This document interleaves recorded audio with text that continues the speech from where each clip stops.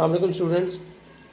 In last lecture we were calculating the chemical potential for various systems, and we calculated the chemical potential for the first systems, which are thermally isolated systems. Today we are going to find out the chemical potential for the systems which are in contact with a heat bath. So let's consider an ideal gas of n particles of mass m, which is confined within a cube of volume L cube. And we know that an ideal gas is a good approximation to real gases at low densities. And if the gas is in thermal equilibrium with a heat bath at temperature T, it is natural to treat the ideal gas as the canonical ensemble.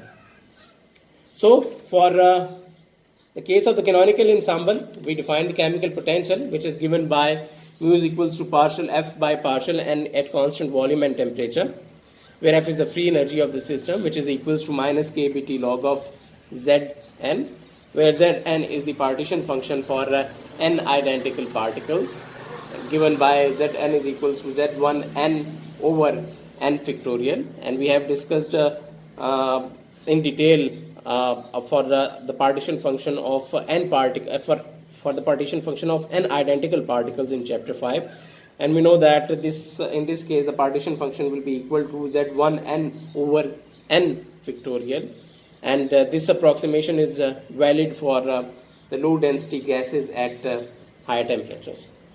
So the partition function, we know that it's the sum over all possible microstates of the system, and is defined by as Z is equal to summation of k exponential minus ek divided by kBt, where ek is h cat square k square by 2m, since the particles are free within this volume. So if each state has a degeneracy g, then this previous equation will become Z1 is equals to sum over k g exponential minus ek over kBt, and putting the value of ek will give you g summation of k exponential minus h cat square k square by 2m kBt.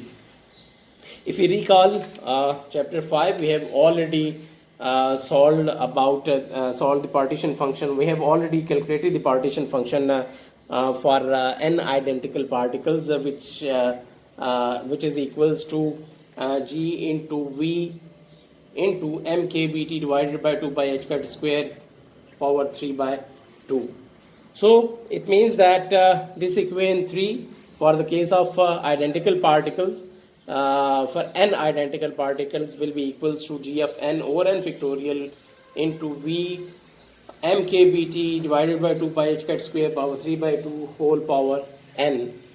So solving, putting the value of this Zn into equation 2 for the free energy, and the free energy will become equal to this expression, and this expression can be solved easily by applying the Stirling approximation. And after solving, we will have the free energy equal to minus n kBt log of v by n plus 3 by 2 ln of m kBt divided by 2 pi h cat square plus log of g plus 1, where g represents the degeneracy of the system. Now substituting the expression for the free energy into the expression for the chemical potential, which is defined as minus partial f by partial n, you will lead to this expression, that is, you just need to take the derivative of free energy with respect to n. So solving this expression further, you will lead to this expression, which is mu is equals to kBt log of n minus log of nq minus ln of g, where n of q is known as the quantum concentration and is equals to 1 over lambda d cube equals m kBt divided by 2 pi h cat square. That is quantum concentration, it depends on temperature. So solving this expression further, you will have mu is equals to kBt log of n minus log of g and q, and finally you will get mu is equals to kBt log of n over nq prime, where nq prime is equals to at g times nq So this is the final expression for the chemical potential of a system of n non-interacting identical particles of gas which are enclosed in some volume V. So similarly, since we treated the particles as free particles, we can also take the energy of the particles as E is equal to delta plus h cut square k square by 2m, where delta is some energy difference between the valence band and the conduction band. So if you take this energy and you solve, you find for the chemical potential, you will see that this energy difference will add up to the chemical potential, and you will have mu is equals to delta plus kBT ln of n over nq prime, where nq prime is equals to gnq, and nq is known as the quantum concentration, and the quantum concentration is defined as the particle concentration where the interparticle distance is equals to the thermal de Broglie's wavelength. It means that if the particle concentration it becomes greater than this particular quantum concentration, then the wave functions of the particles will begin to overlap, and you will see that the quantum effects will become appreciable in your system. Whereas in case when the particle concentration is less than this quantum concentration, you will see that you will find that classical effects will become dominant in your system. And moreover, since nq prime is equals to gnq, where g is the degeneracy of the system, degeneracy will lead to decrease in the chemical potential, because you will have more quantum states available in this case. So that's it for the chemical potential of for the case of ideal gas. Hence we find out that the chemical potential can be greater than 0, it can be less than 0, and you will see some cases that where the chemical potential is equal to 0 as well. So in case of Fermi-Dirac statistics, you will see various cases where you will find that the chemical potential can be greater than or less than 0. Thank you. So we have now established understanding about the chemical potential, that it is a driving force which moves the particle from high concentration to lower concentration, that it is responsible for the diffusion of particles. And we have also learned that the chemical potential can be greater than 0, can be equal to 0, or it can be less than 0. Now we will move further, and we will see that the chemical potential can also be used to find out the concentration of the reacting species, and this can be obtained from the knowledge of the chemical equilibrium. And we know that the condition for the chemical equilibrium is that the sum of the chemical potential of the reacting particles is equal to the sum of the chemical potential of the products. So this statement can be used to obtain the relationship between the concentration of the reacting particles. So now we will consider two problems here. Let's consider the first one. Consider a reaction which is taking place in the sun, in which hydrogen atom can dissociate into an electron and a proton, and vice versa. So now we are going to find out the concentrations of electrons and protons using the knowledge of chemical potential. So let's find out. We know that the chemical potential is equals to mu is equals to kBT ln of n over nq prime, where nq prime is equals to gnq, and nq is known as the quantum concentration. This formula for the chemical potential can be used here because we obtained this formula for low density gases at relatively high temperatures, which are at relatively high temperatures, and we also know that the electron, protons and hydrogens have low densities compared to the quantum concentration. So this formula will be a good approximation in this case. So now once we have the expression for the chemical potential, we now just have to find out the chemical potential for the electron, proton and hydrogen, and then we will use the condition for the chemical equilibrium to find out the final concentrations of electrons and protons.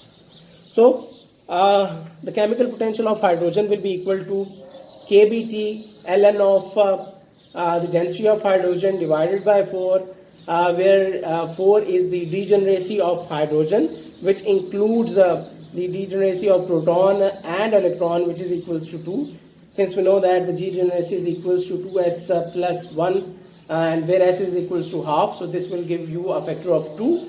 So the degeneracy of hydrogen atom will be equal to 4 into 2 pi h cut square divided by mkBT, where m is the mass of the hydrogen atom and T is the temperature, Kb is the Boltzmann constant, plus delta.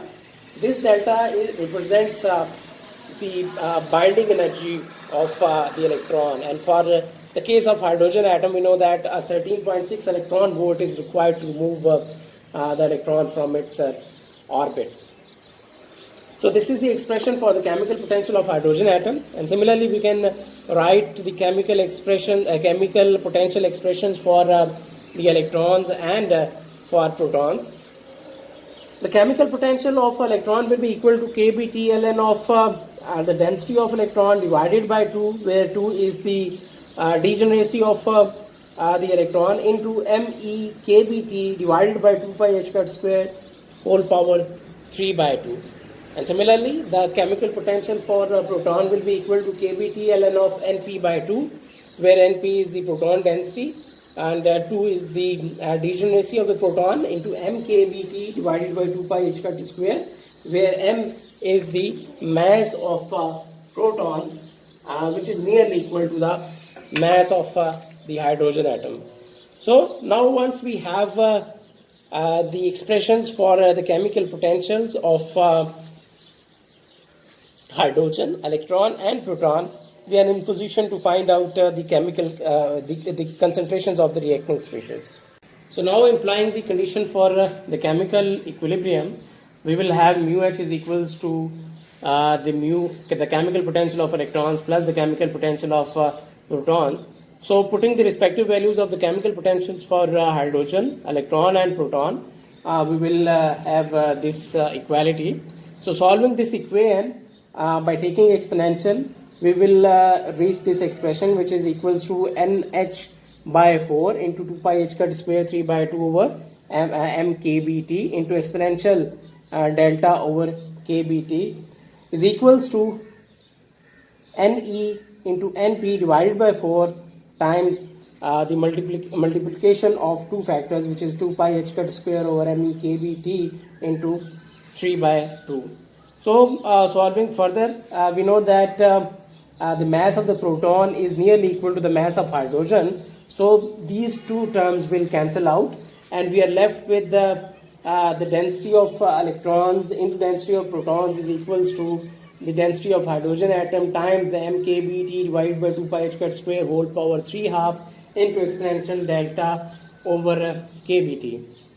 As we know that there is an overall charge neutrality in the system, that is the number of electrons equals to the number of protons in the system. So Np is equals to Ne will give you that this will be equal to Ne square or Np square. So Ne or Np can be found by taking the square root of this term, which will give you Np is equals to Ne equals to the number density of hydrogen atoms whole power half into mekBT divided by 2 pi h square 3 by 4 because you are taking the square root of this whole term into exponential delta over 2 kBT. So here we know that delta is the binding energy of electron in the atom, means that the more negative the delta, the smaller is the number density of the protons.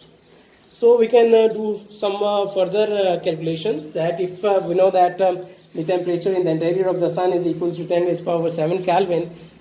So putting this value of T in this expression, you will have delta over kBT is equal to minus 0.016, and further we know that the mass density of hydrogen atom is equal to 1.4 into 10 raised power 4 kilogram per meter cube. So putting these values, we will have Np by Nhe of about 10, which means that only about 10% of hydrogen atoms will not dissociate, have not dissociated. So with these numbers, we can have the number density of electrons, which is equal to 8 into 10 raised to power 30 per meter cube, and the quantum density, which is equal to 1.6 into 10 raised to the power 32. It means that the number density of electron is smaller than the quantum density. So it means that our calculations are self-consistent. So now this is it for the first case.